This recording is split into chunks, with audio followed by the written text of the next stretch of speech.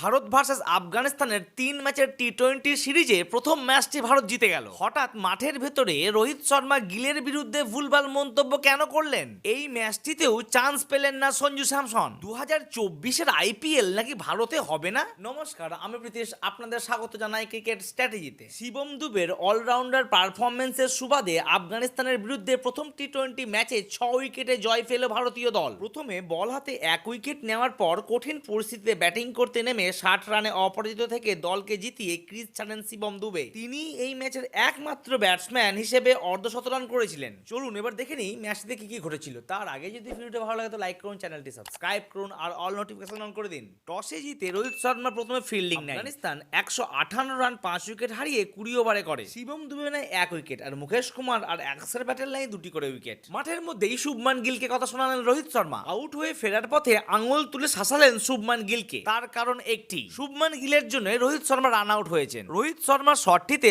অনায়াসেই 1টি রান হয়ে যায়, কিন্তু শুভমান গিলের মিস জাজের ফলে রান আউট হয়ে যান রোহিত শর্মা। রোহিত শর্মা 2 বলে 0, 12 বলে 23 করেছেন শুভমান গিল। তিলক বর্মা 22 বলে 26 আর অসাধারণ ইনিংস খেলেছেন শিবম দুবে।